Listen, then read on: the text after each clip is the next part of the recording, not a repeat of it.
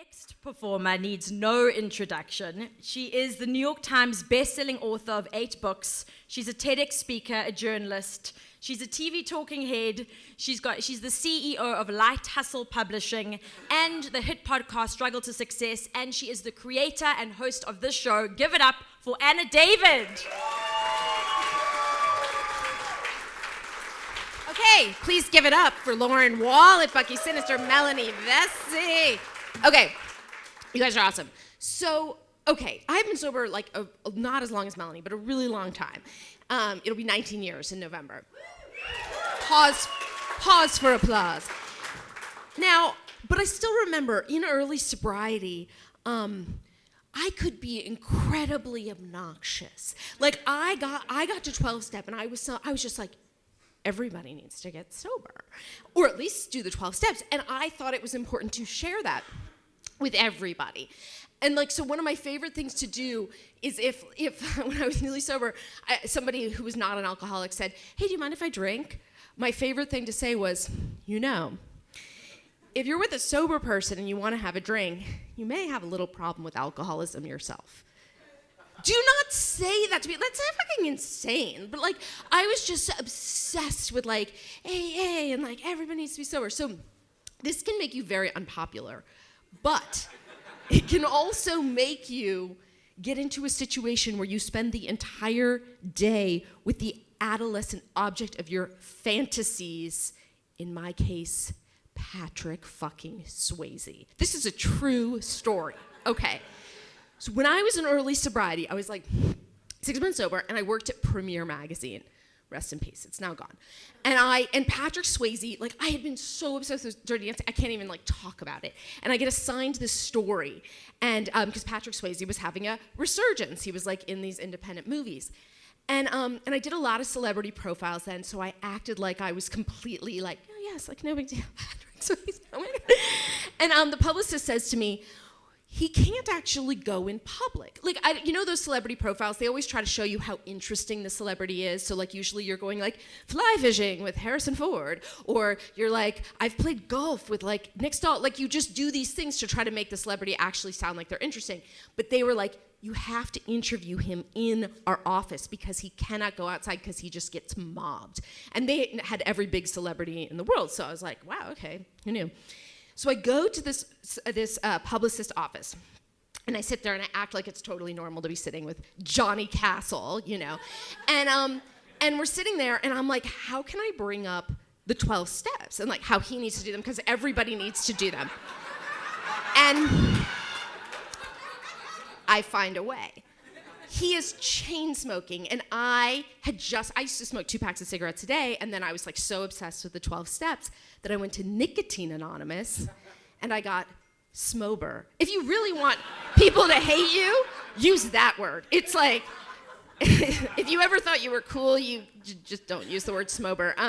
But I was so into it, and so he's like chain smoking, and I'm like doing the interview, and then I like get in there, I'm like, if you ever want to quit smoking, I just quit through a 12-step program.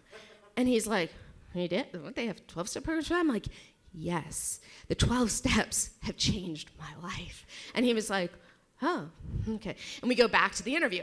And so then that would have been that. But as we're leaving, I'm just like walking out, making small talk, and I go, oh, your publicist said like you can't even go outside because you just like get mobbed. And he's like, yeah, it's kind of crazy. Pause. And he's like, you want to see it? Oh, I wanted to see it. And so we were standing in front of the Pretty Woman Hotel, which is what normal people call that the Beverly Wilshire. And then there's this part of Beverly Hills where like, it's really bizarre. It kind of goes up. It's like this mini anyone from LA. It's a super bizarre thing. It's like, this whole thing sounds like a dream, but it wasn't. We cross the street, and it starts. And people are like, oh my God, it's Patrick. Like, and people are just, they're coming from like, there were no people, and suddenly there's just people, and it's just insane, and I can't believe it. And he turns to me, and he's like, let's get out of here. And he like pulls me into this alcove that was like in this raised part of the street of Beverly Hills. It's just so weird. So we like run into this alcove, and it's like, we've like escaped a downpour, and I think we're just gonna like wait it out till the people leave. But people never leave, I guess, when you're Patrick Swayze.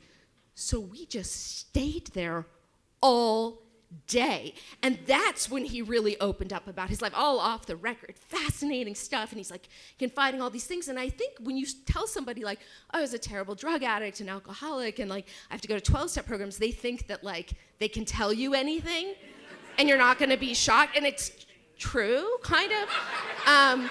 And so it's just going on and on and on. And all I'm doing is fantasizing that the paparazzi are gonna have like a long lens and there's gonna be like the next week, like in Us Weekly, like Patrick Swayze with mystery brunette. Who is she? Doesn't happen. We just keep talking and talking.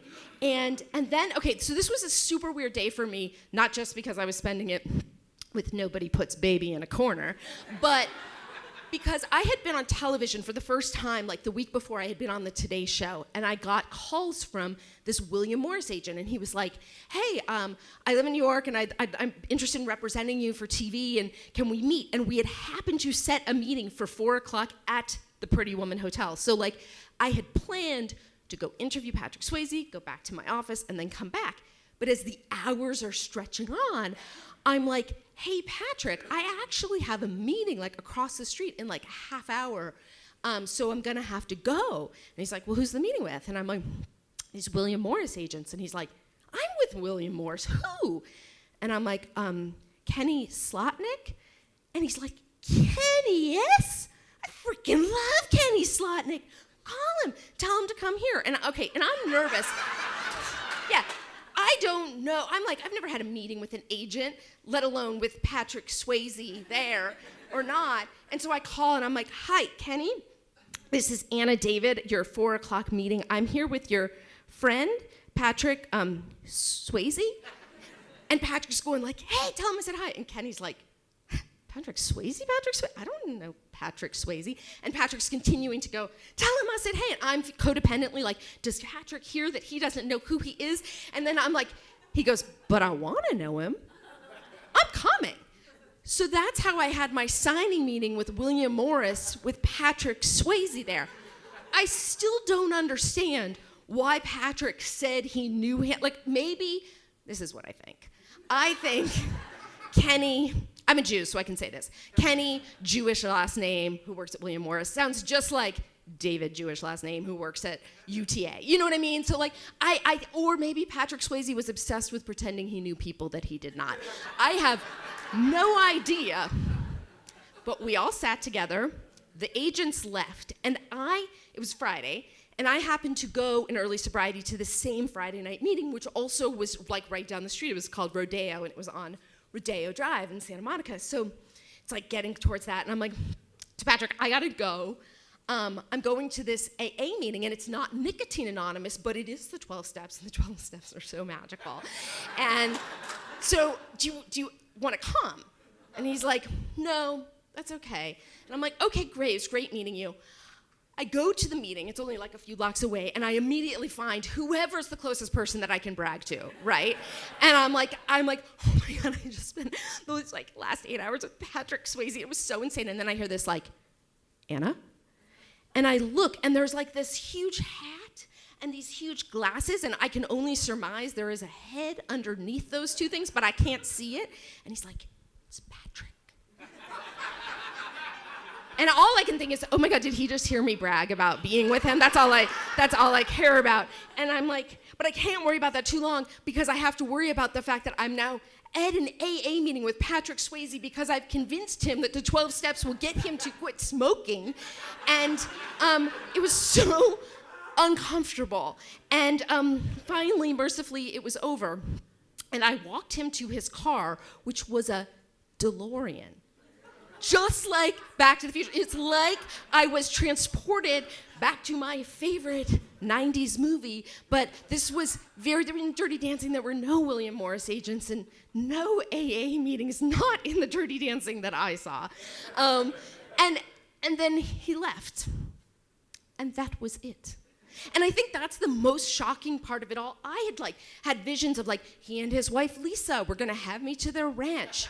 And we would talk about how I had taken ballet starting at 5. And maybe we would work on projects together. Who knew? I never spoke to him again. I sent him an email. I had his email address. I was like, that was a great day. Thanks so much. Never heard back. But then I thought, maybe I shouldn't have been surprised, because what does happen at the end of Dirty Dancing? Johnny Castle drives off. Thank you. Thank you.